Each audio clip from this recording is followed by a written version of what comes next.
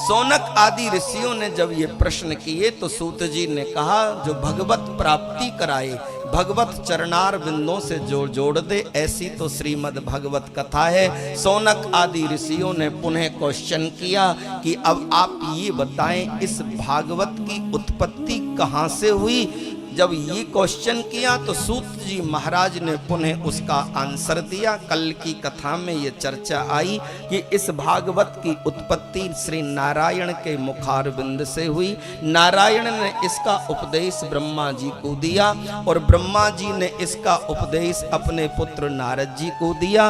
नारद जी घूमते घूमते वीणा बजाते हुए, खरताल पर कीर्तन करते हुए सरस्वती नदी के तट पर आते हैं। वहां व्यास जी को बैठे हुए देखा, उनका चेहरा उदास था, मन खिन्न था, विचार अधीन वेद व्यास जी बैठे, मन में अशांति है, शांति नहीं है। देवर्षि नारद जब आए तो वो तो त्रिकालदर्शी थे। वेद व्यास जी ने नारद बाबा के चरणों में प्रणाम किया। नारद जी ने व्यास जी से प्रश्न किया कि आपने अनेकों पुराणों की रचना की, फिर भी आपका ये चेहरा मायूस क्यों है, आपका मन चिंतित क्यों है। तो व्यास जी कहते हैं, मैंने एक वेद से 4 वेदों में विभाजन किया, 6 शास्त्रों की रचनाएं मैंने की हैं, पुराणों की रचना की, फिर भी मेरे मन को शांति नहीं है, अशांति ही अशांति है।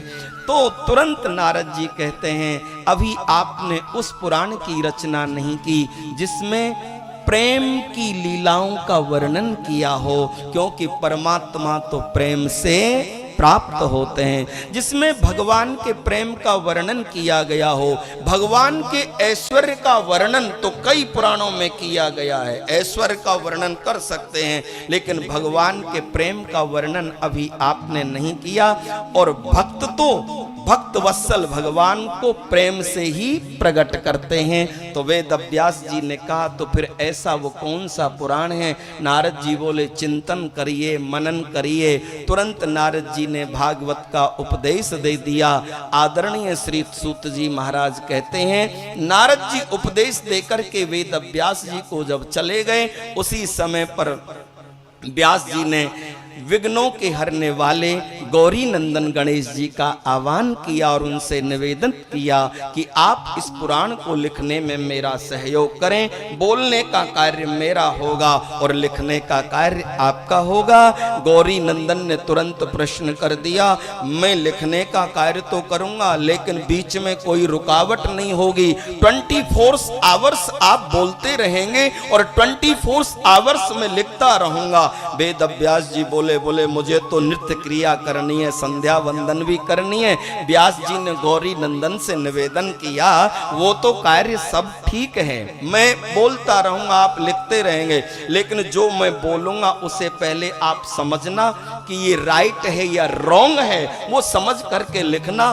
बस जब 2, 4, 6 घंटे वेद व्यास जी को बोलते बोलते होते, नृत्य क्रिया का जब समय होता तो व्यास जी ऐसा कठिन श्लोक बोल देते हैं कि गौरी नंदन को उसका अर्थ लगाने में थोड़ा समय लग जाता है। उतने ही समय में आदरणीय श्री व्यास जी महाराज अपनी नृत्य क्रिया को कर करके पुनः आसन पर विराजमान हो जाते हैं। इस प्रकार से आदरणीय श्री गणेश जी के परम सहयोग से वेद व्यास जी ने जो प्रेम रस से भरा हुआ है, भगवान के ऐश्वर्य नहीं, भगवान की लीलाओं का जिसमें वर्णन है, ऐसे श्रीमद् भागवत पुराण की रचना की।